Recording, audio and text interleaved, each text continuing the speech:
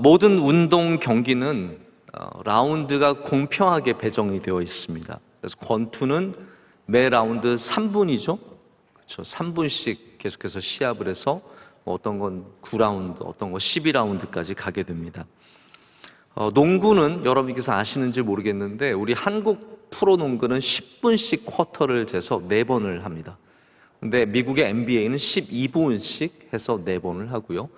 그러나 축구는 딱 정해져 있기 때문에 전 세계적으로 45분씩 전반과 후반을 뜁니다.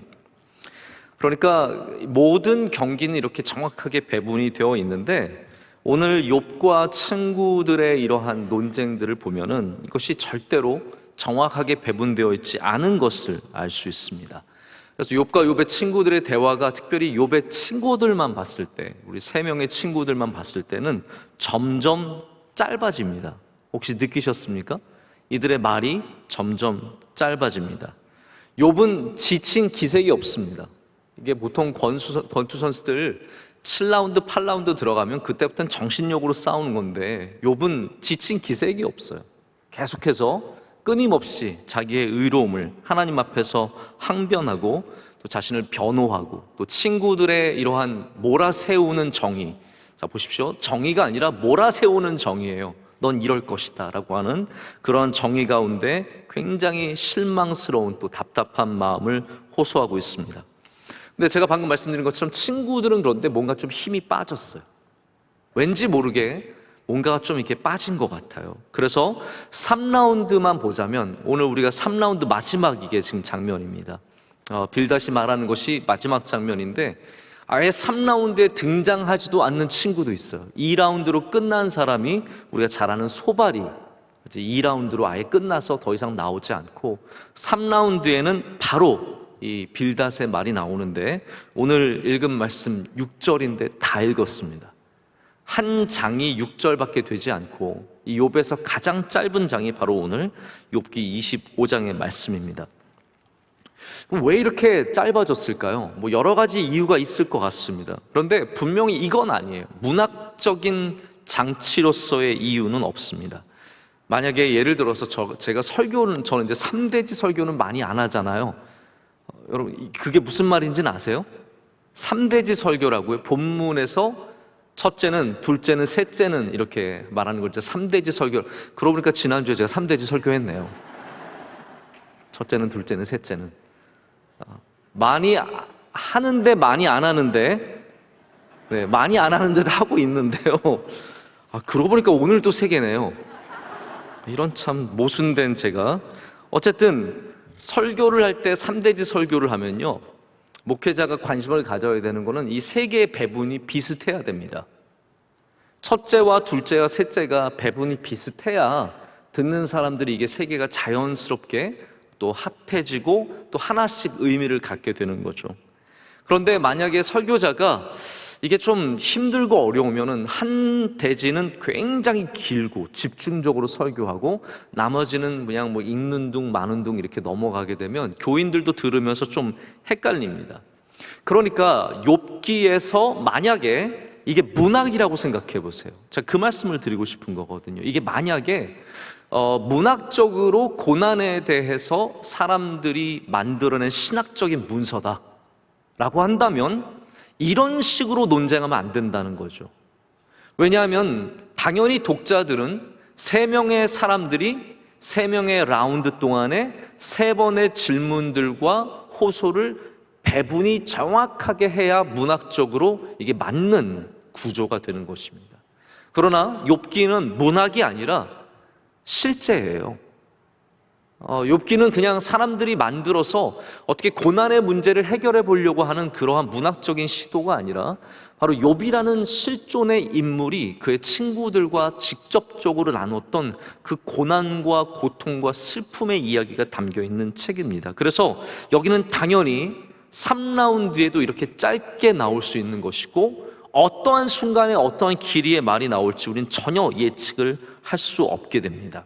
그래서 오늘 말씀은 이 빌닷을 통해서 마지막으로 세 친구의 모든 논쟁 중에 마지막 이게 지점입니다. 이 이후에는 욥이 30장까지 자기의 변론과 친구들을 향한 항변을 하고 나서 31장부터 엘리후라는 지혜 있는, 나이 많은 지혜 있는 사람이 나와서 엘리후의 이제 계속해서 되는 논쟁이 시작이 됩니다. 여러분, 그럼 우리가 요쯤에서는 한번 이 친구들이 갖고 있는 근본적인 오류에 대해서 한번 생각을 해봐야 됩니다. 뭐가 문제인가? 우리가 여러 번 지금 친구들의 말씀을 나누지 않았습니까? 여러분이 생각하기에는 욥의 친구들의 문제가 뭔 것 같아요? 솔직히 아직도 잘 모르시겠죠? 맞는 말 하는 것 같은데 왠지 그냥 못돼 보인다 느낌 정도? 좀 죄송합니다. 이런 표현을 강단에 제가 쓰면 안 돼요. 싸가지 없다는 느낌 정도? 얘네가 분명히 무슨 맞는 말을 하는 것 같은데 누가 봐도 너무 심하고 너무 몰아세우고 욥의 친구라고 도저히 저희가 생각할 수 없을 정도로 욥을 비난하는 모습을 보게 됩니다. 그럼 여기 분명히 오류가 있습니다. 그럼 왜 이런 오류를 갖고 있느냐? 사실 이분들의 말씀을 우리가 쭉 보면은 어떤 누구보다도 신학적으로 맞는 말이에요. 오늘 말씀도 보십시오. 하나님에 대해서 설명하는 것이 얼마나 옳은 말이에요. 주권과 위엄을 가지셨고 높은 곳에서 화평을 베푸시느니라. 아멘. 아멘 하셔도 돼요. 너무 겁내지 마세요. 욥의 친구의 말은 이거 아멘 하면 안 되는 건가? 아니에요. 제가 말씀드리지만 신학적으로는 굉장히 맞는 말이에요. 어떠한 신학자보다, 아니 우리 칼뱅의 신학이 하나님께 영광을 올려드리는 건데 칼뱅보다도 더 신본주의적인 하나님 중심의 신학을 갖고 있는 것이 이분들의 모습이에요. 그럼 뭐가 잘못이냐면 신학이 잘못이 아니라 태도가 잘못이라는 거죠. 신학의 문제가 아니라 태도의 문제라는 겁니다. 첫째는 어떠한 문제를 갖고 있냐면 제가 이걸 종합적으로 한번 느껴본 거예요. 제가 어디 찾아서 이런 말씀을 드리는 것이 아니라 제가 욥의 친구들을 계속해서 말씀을 공부하면서 생각하면서 욥의 친구들의 결국 문제는 어떠한 하나님에 대한 잘못된 이해도 조금 있을 수 있지만 그것보단 이게 먼저라는 거죠. 뭐냐면 첫 번째는 의로움의 교만함입니다. 의로움의 교만함. 그냥 교만한 게 아닙니다. 이 친구들 보시면 아시겠지만 누가 봐도 교만하다고 말할 사람들은 아니에요. 이분들은 굉장히 훌륭한 신앙인들이고 욥의 진실된 친구들이었습니다.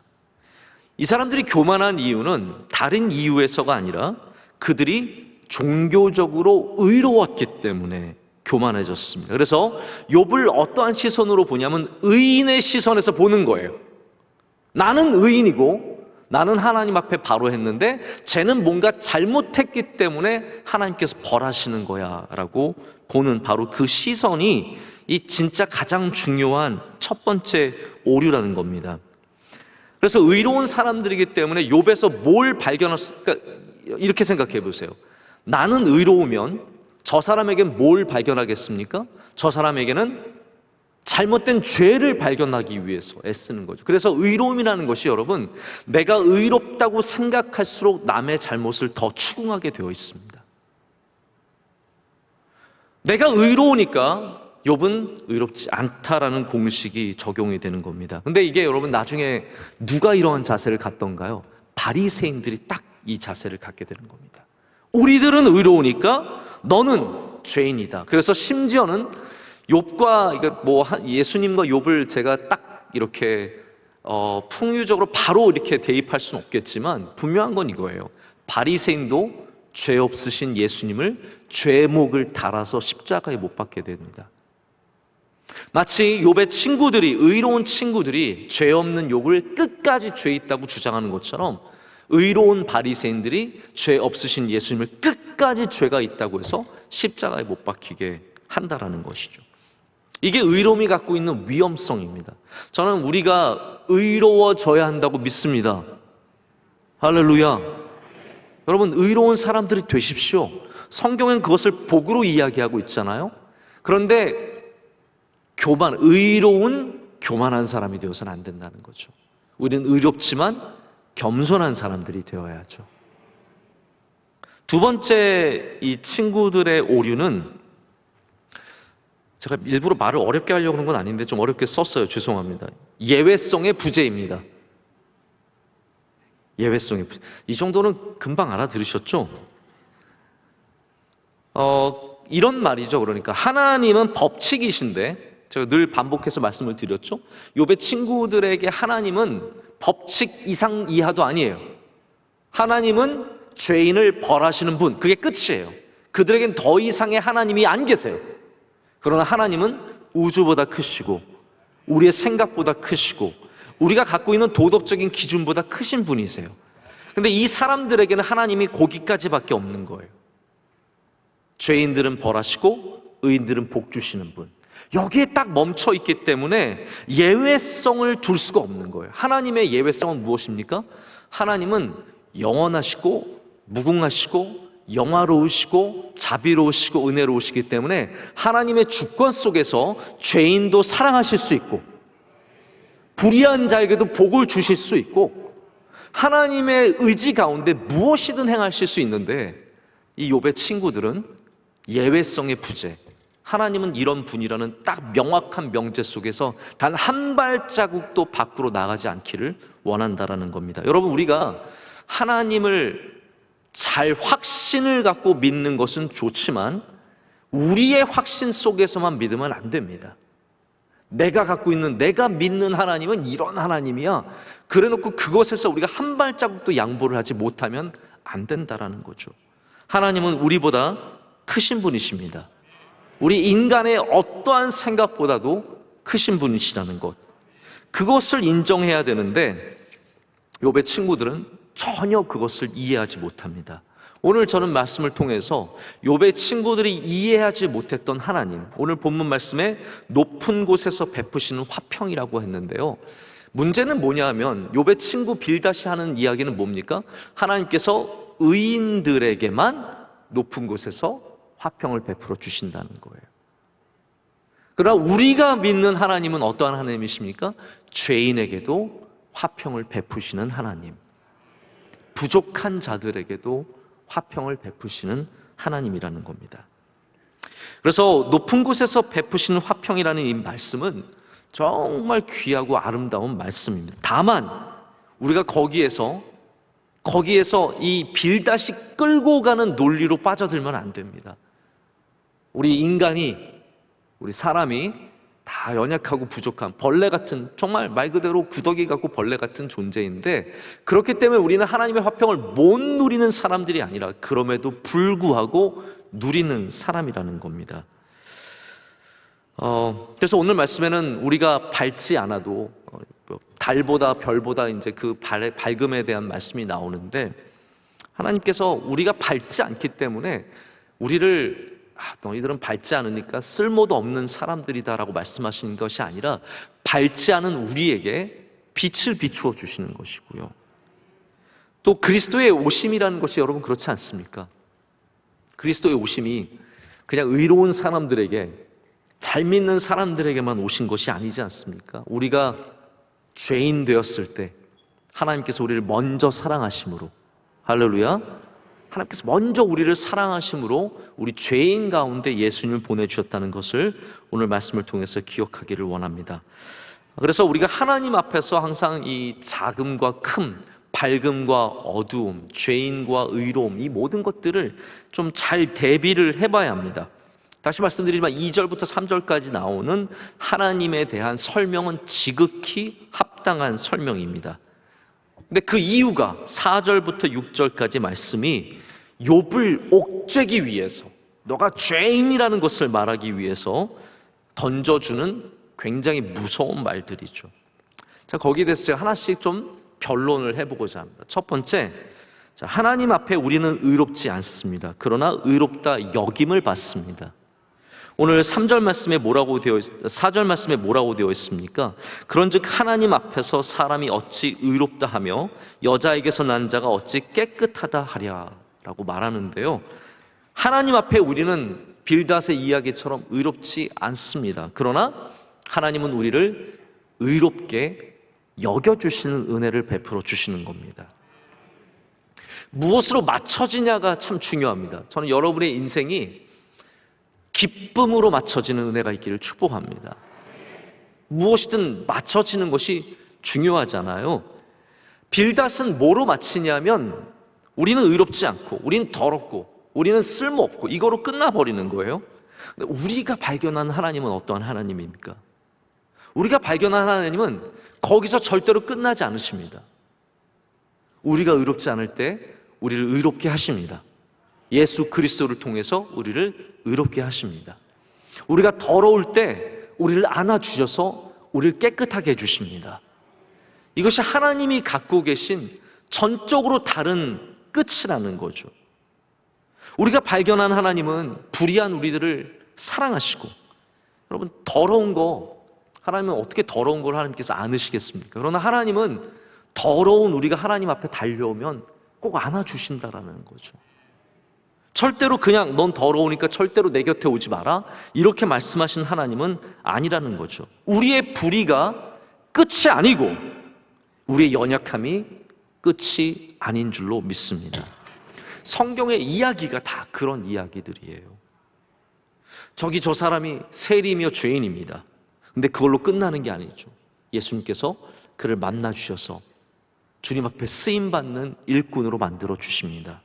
이것이 성경의 이야기. 저 환자는 성경의 표현대로 말하자면 더러운 사람이에요. 혈루병 걸린 여인이고 나병 걸린 환자들이에요. 가까이 사람들이 만지면 안 되는 언터처블이에요. 절대로 건드려서는 안 되는 사람들이죠. 그러나 그것이 끝이 아니라 예수님은 그 끝에 가셔서 그들에게 새로운 것을 시작하게 하십니다.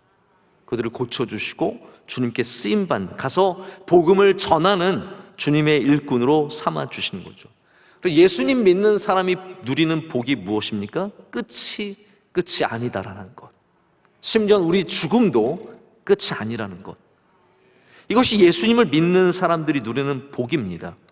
저녁까지 일이 없었어요. 그래서 오늘 어떻게 내가 집에 먹을 걸 갖고 들어가지? 너무나 상심하고 슬퍼서 시장 어귀에서 두리번 거리다가 어슬렁 거리다가 마음을 다 접고 그냥 어쩔 수 없다, 집에 가서 어떻게 남은 누룽지라도 끓여 먹어야지 하고 들어가려고 하는데 저기서 사람들이 헐레벌떡 와서 여기 오세요.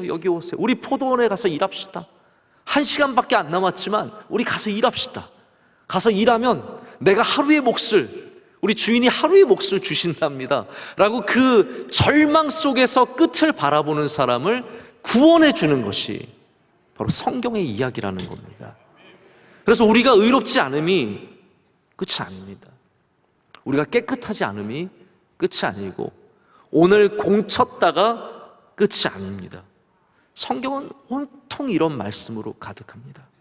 다 끝이라고 생각하는 사람들에게 그게 끝이 아니라 거기서도 하나님의 은혜가 있다라는 것. 제가 오늘 사실 결론적으로 드리고 싶은 말씀이 그거였거든요. 제가 맨 마지막에만 말씀을 드리려고 했는데 여러분께서 미리 알고 계셔도 좋으실 것 같아요. 욥의 친구 빌닷이 모르는 게 무엇입니까? 하나님의 은혜를 모른다라는 거예요.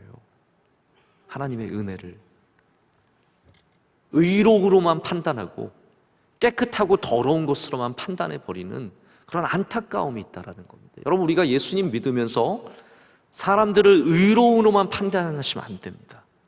우리는 하나님의 은혜로 볼 줄 알아야 되는 것이죠. 은혜를 베풀 줄 알아야 되고 은혜를 아는 사람들에게 하나님께서 끝이 아니라 거기서 새로운 것이 있다는 것을 보여주십니다. 그래서 하나님은 의롭지 않은 우리를 의롭게 여겨주셔요. 이 여겨주신다는 말이 그런 거 아닙니까? 그렇지 않음에도 불구하고 그렇다고 말하는 것. 그게 여겨주심이죠. 제가 명성교회에서 누리는 은혜 중에 하나는 우리 부교육자님들도 저한테 오셔서 가끔 목사님 오늘 말씀에 은혜 받았습니다. 그러면 제가 힘이 빠지겠어요? 좋겠어요? 그런 말을 듣고 누가 힘이 빠지겠어요? 당연히 좋죠. 그렇다고 제가 교만해지거나, 여러분 그런 말 아끼지 말고 하세요. 저 교만해지지 않습니다. 제가 그걸 듣는다고 교만해지겠어요? 네? 언제 제가 늘 부족한 걸 아니까 그걸로 교만해지지 않는데요. 그러나 제가 아는 것은 뭐냐면 단순히 제가 정말로 말씀을 잘 전해서가 아니라 그렇게 여겨주는 은혜가 우리 교회에 있기 때문이에요. 그래서 우리 교회 오신 목사님들은 죄송한 얘기지만 다 자기들이 설교 잘한 줄 알아요. 늘 우리는 그렇게 어떠한 말씀이 여기서 선포되든지 그것을 은혜로 받기 때문입니다. 은혜가 여겨주는 거예요. 우리는 의롭지 않지만 예수 그리스도를 믿는 우리를 하나님께서 의롭다 여겨주십니다. 하나님의 사랑과 은혜에 대한 이해가 없으면 절대로 여김이 뭔지 무슨 말인지 이해를 못하는 거예요. 제가 어저께 저희 어머니랑 통화를 하는데 이제 어머니가 부스터샷을 맞으시고 좀 아프셨어요. 세 번째 맞으시고 좀 여성분들이 특히 이제 그쪽으로 좀 팔이 아프시고 좀 그러신 것 같아요. 또 원로 목사님은 하나도 안 아프시대요. 지금도 여기 계시는데 너무 안 아프시대요. 어머니랑 이제 통화를 하는데 어머니가 이제 갑자기 그러시는 거예요. 야, 너희 애들은 참 예쁘다. 너희 애들은 참 셋이 다 예쁘다. 물론 팩트에 가깝지만 그게 뭐예요, 여러분? 할머니가 손자, 손녀를 예쁘게 여겨주는 거 아닙니까? 여겨주는 거죠.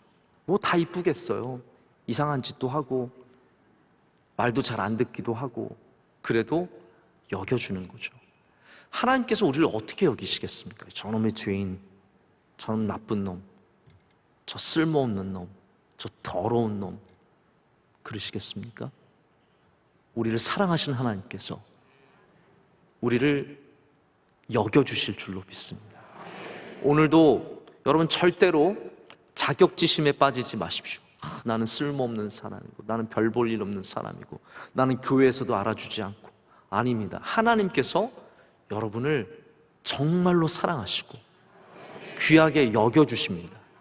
나는 별로 직업도 안 좋아. 아니요, 여겨주신다니까요. 나는 교회에 뭐 낸 것도 아니요, 쳐주세요. 많이 낸 걸로 여겨주세요. 여러분께서 뭘 잘해서 하나님께 인정받으려고 하지 마시고요, 그냥 그 있는 모습 그대로 나가시길 축복합니다. 하나님께서 여러분을 기꺼이 귀하게 여겨주시고 깨끗하게 여겨주시고 의롭다 여겨주실 줄로 믿습니다.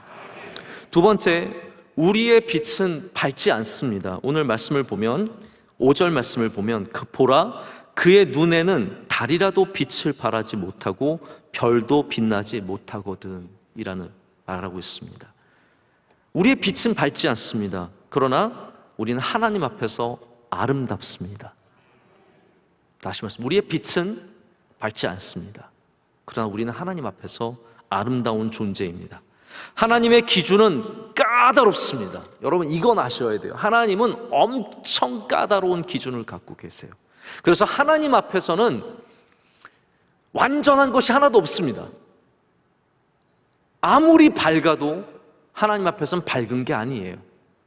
지금 빛으로 그것을 빌다슨 이야기를 하고 있습니다. 그래서 달이 아무리 밝아도 보름달이, 여러분 가끔 시골 가셔서 보름달이 정말로 잘 떴을 때 어떠세요? 논이 훤하게 보이죠? 길이 보이죠? 뭐 개울이 보이고 산이 보이고 다 보여요. 사람도 얼굴도 보여요. 귀신도 보이고 다 보여요. 모든 게 다 보여요. 그렇게 밝은 보름달도 하나님 앞에서는 밝은 빛이 아니라는 거예요. 별빛이 그렇게 무수히 하늘을 덮고 있는, 지금 여러분 이거 산업화되기 4,000년 전에 쓰여진 책이잖아요. 이 옛날에 쓰여진 하늘에 얼마나 밝음이 있었겠습니까? 그러나 그 별빛도 절대로 하나님 앞에서는 밝지 않다라는 겁니다.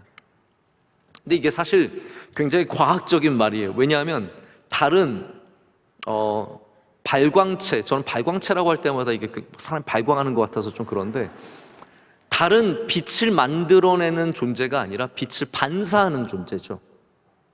그래서 달빛은 아무리 지가 밝으려고 해도요, 밝을 수가 없습니다. 빛을 만들어낼 수가 없어요. 오직 빛을 반사할 뿐이에요. 태양처럼 빛을 만들어내는 게 있고 그 외에 모든 태양계에 있는 것들은 다 빛을 반사하는 정도입니다. 그래서 빛이 절대로 예수 그리스도 외에는 밝을 수가 없어요. 우리 하나님 외에는 밝은 것이 이 땅에 없는 거예요. 다 겨우 반사하는 정도라는 거죠. 오늘 말씀에 이 말이 무슨 말입니까? 하나님 앞에 달빛이 충분하지 않다라는 말이에요. 달이 아무리 귀해도 하나님한테는 완전하지도 않고 충분하지도 않다라는 거예요. 별빛도 아무리 아름다워도 하나님 앞에는 완전하지 않고 충분하지 않다는 말이에요. 이게 얼마나 신학적으로 맞는 말이에요. 지금 다 이거 사실 깔뱅이에 갖다 넣어도 다 맞는 말로 들어갈 수 있는 것들이에요. 사람의 타락함, 이런 모든 것 속에 다 들어갈 수 있는 신학들이죠. 하지만 여러분, 이런 면으로 생각을 해보세요. 어두움 속에서는 작은 빛이 얼마나 큰 힘을 갖고 있습니까? 어두움 속에서는 달빛이 얼마나 큰 힘을 갖고 있습니까? 이 작은 빛이라도 우리가 하나님 앞에서 아름다울 수 있다는 사실을 잊어서는 안 됩니다. 우리는 대단한 존재들은 아니지만 하나님 앞에 아름다운 존재가 될 수 있습니다. 어둠 속에서 우리가 가진 이 작은 빛, 작은 믿음이 그 빛으로도 우리를 구원으로 인도할 수 있는 힘을 갖고 있습니다. 등대가 해처럼 빛나서 배들을 인도하는 것이 아니라 칠흑 같은 어둠 속에 있기 때문에 등대가 배들을 인도한다는 사실이에요. 그래서 이 땅에서 우리가 태양처럼 빛나지 않을지라도 어두운 이 땅에서 믿음의 빛을 잃지 않으면 우리 모두가 아름다운 빛이 될 수 있는 줄로 믿습니다. 제가 재미있는 얘기를 읽었어요. 1994년에 아마 기억하시는 분들도 계실 거예요. 92년에는 그 LA에서 폭동이 일어나서 우리 한국 분들이 굉장히 고생하셨죠. 우리 한인들이 뭐 위에 올라가서 총으로 막 가게를 지키고 그랬었는데 94년에는 LA를 비롯한 캘리포니아에서 큰 지진이 있었습니다. 정말 많은 사람들이 죽고 건물이 무너지고 아주 큰 재난을 당한 적이 있습니다. 지진이 나면서 모든 전기 공급이 다 끊겼습니다. 라디오도 끊기고 텔레비전도 끊기고 뭐 도시가 그날 밤 칠흑같이 어두워진 거예요. 아무도 빛을 가질 수가 없는 겁니다. 근데 그날 밤 LA에는 천문대가 있어요. 그리피트라고 하는 굉장히 유명한 관광지이면서 유명한 천문대가 있습니다. 그 천문대에 전화가 그렇게 많이 왔대요. 어떤 전화가 왔냐 하면 하늘에 이상하게 회색 구름띠가 떠 있다. 이것과 지진이 무슨 관계가 있는 거 아니냐? 왜 갑자기 하늘에 저렇게 회색 구름띠가 있느냐라고 어마어마한 전화가 왔다는 거예요. 한참을 이 천문대가 그것을 찾아보려고 노력을 하고 그러다가 알아낸 게 있어요. 이게 무엇인지 알아낸 거예요. 회색 구름띠가 뭐냐? LA에 있던 사람들이 한 번도 하늘의 별을 보지 못한 거예요. LA에 있던 사람들 너무 그 빛공해가 강하다 보니까 하늘의 별이 안 보였대요. 근데 이게 지금 정전 때문에 완전히 빛이 꺼지면서 그들이 처음으로 맑은 하늘, 정말 별빛이 반짝거리는 하늘을 보게 됐는데 그들이 말했던 회색 구름띠는 은하수였다는 거예요. 은하수를 처음 봐가지고 전부 다 하늘에 구름띠가 있다라고 얘기를 했다고 합니다. 미국의 인구의 절반 정도는 은하수를 볼 수가 없고 세계 인구의 4분의 1이 은하수를 볼 수가 없대요. 여러분, 우리나라에서도 은하수 거의 못 봅니다. 어디가 우리나라에서 천체를 가장 깨끗하게 볼 수 있는지 아십니까? 경상북도 영양군. 이건 제 얘기가 아니에요. 실제로 뉴스에 났어요. 우리나라에서 가장 청정지역, 가장 별이 잘 보이는 곳은 어디냐? 경상북도 영양군, 1월산. 그 전기를 받고 태어나신, 전혀 상관없는 이야기지만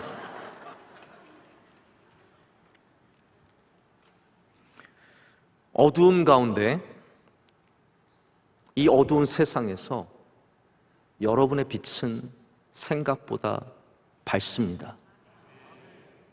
우리는 하나님 앞에서 얼마나 미천한 존재입니까? 우리가 어떻게 달빛과 비교가 되겠습니까? 우리가 어떻게 별빛과 비교가 되겠습니까? 그러나 우리가 이 어두운 세상에 살면서 믿음을 가지면 어떠한 빛보다 힘이 있는 줄로 믿습니다. 아름다운 줄로 믿습니다. 여러분의 그 믿음이 자꾸 연약하고 아무것도 아닌 것 같아도 주님은 그것을 아름답다라고 말씀해 주시는 거예요. 여러분을 귀하다고 말씀해 주시는 거예요. 왜 빌닷이 이걸 못 보는지 모르겠어요. 빌닷은 조금만 잘못하면 하나님 눈에 밖에 나가는, 버려지는 쓸모없는 벌받는 인생으로만 생각을 하고 있는데, 사실 욥은 그런 죄를 지은 적도 없지만 심지어는 그렇게 죄를 짓고 사실 하나님 앞에 너무 부족해도 여러분, 하나님을 경외하는 자들은 하나님은 버리지 아니하신다라는 거예요. 여러분, 그러한 구조라면 라합이 어떻게 쓰임을 받을 수 있겠으며 성경에 있는 수많은 이 연약한 자들이 어떻게 하나님께 부르심을 받겠습니까? 라합이 여리고의 빛이었습니다. 그의 삶이 부족하고 부끄러운 일들을 했지만 하나님 믿는 그 신앙이 있었기 때문에 그 아름다운 빛으로 있었고, 하나님께서는 라합을 사용하셔서 이스라엘의 어머니가 되게 하십니다.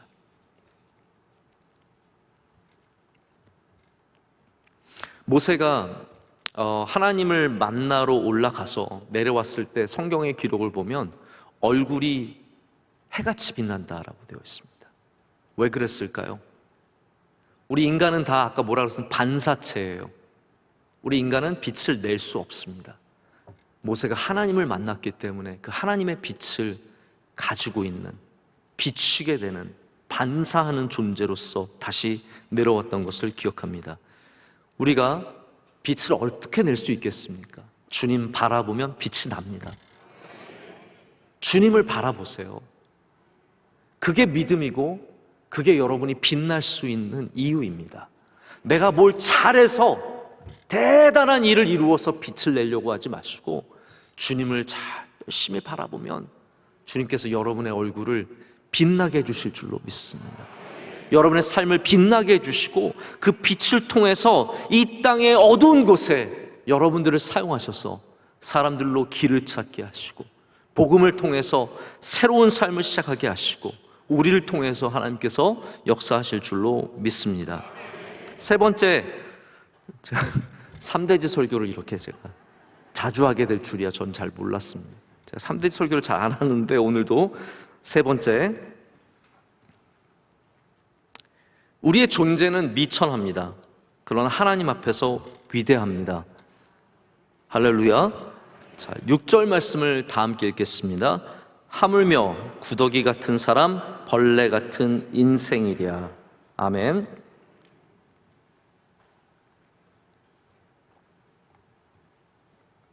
빌닷은 지금 의로움과 빛과 존재 이 세 가지를 가지고 우리가 하나님 앞에서 정말로 아무것도 아닌 존재임을 이야기하고 있습니다. 근데 저는 이 세 가지를 가지고 그럼에도 불구하고 우리가 얼마나 하나님 앞에서 귀한 존재인가를 말씀을 드리고자 오늘 말씀을 드리고 있는 겁니다. 우리는 구더기 같은 사람, 벌레 같은 인생, 한마디로 말하자면 미천한 존재입니다. 여러분, 그런 상상을 해보신 적 있으시죠? 내가 우주 안에서 어떠한 존재일까? 이 큰 우주에서 나는 과연 얼마만큼의 가치를 갖고 있을까? 우리 대한민국에서 이 수많은 사람 가운데 나는 어떠한 존재일까? 우리는 아무것도 아니죠. 어떻게 보면 정말 구더기같이 그냥 땅에 기어다니는, 그냥 왔다가 사라져도 아무도 알지 못하는 그런 존재일 수밖에 없습니다. 그런데 하나님께서는 한마디로 말하자면 그런 우리를 위해서 하나님의 독생자 예수 그리스도를 보내주셨습니다. 성탄의 이야기가 바로 그 이야기고, 저는 그래서 말씀을 준비하면서 이것도 대림절에 주시는 말씀인가라는 그런 생각을 해봤어요.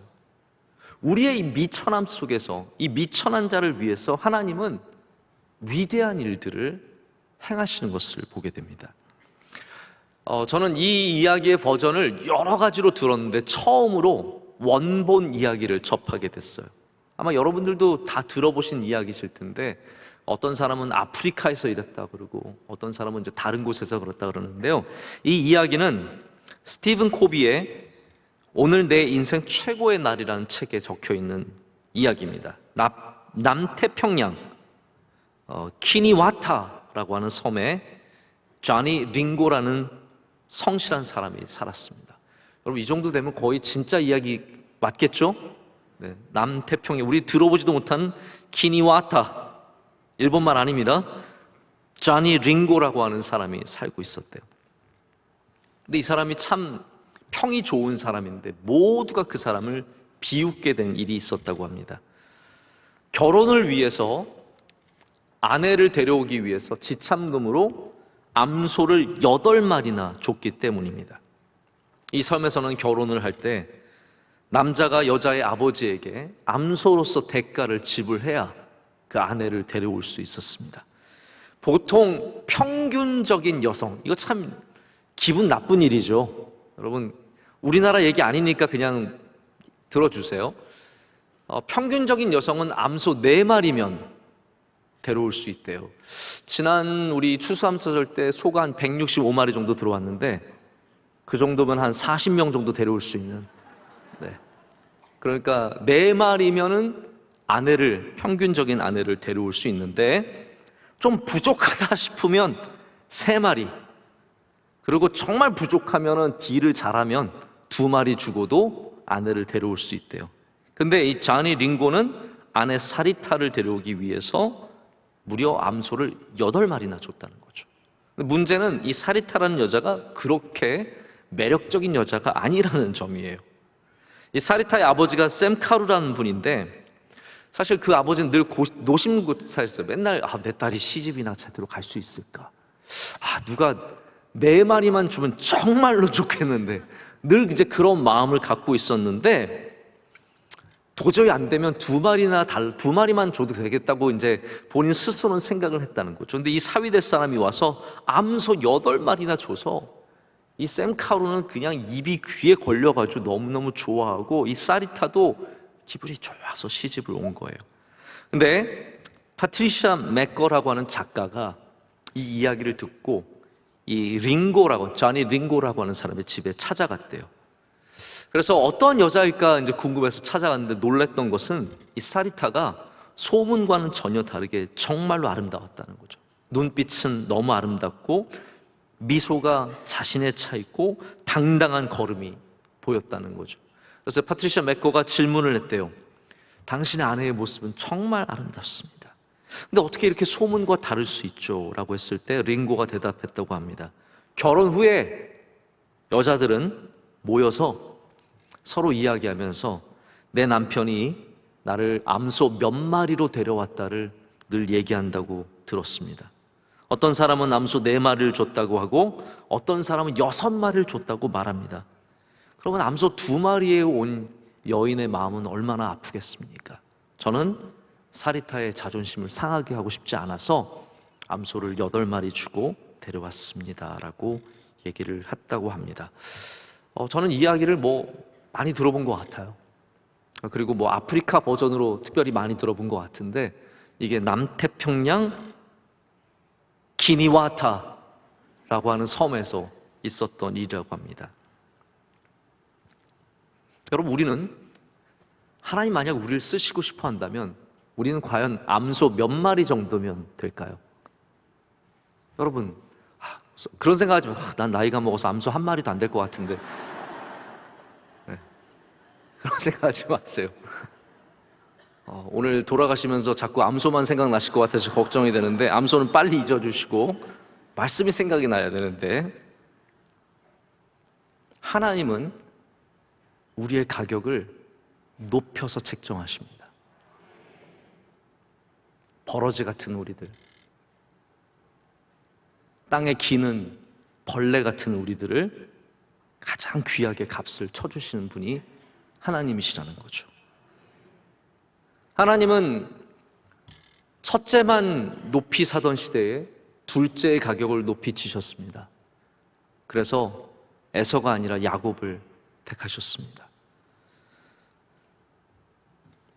야곱의 수많은 아들들이 있었지만 11번째 요셉을 하나님께서는 귀하게 여기셔서 그의 값을 높이 쳐주셨습니다. 이새의 집에서는 아예 초청도 받지 못했던 막내 아들 다윗이 가장 높은 가격으로 책정이 되었습니다.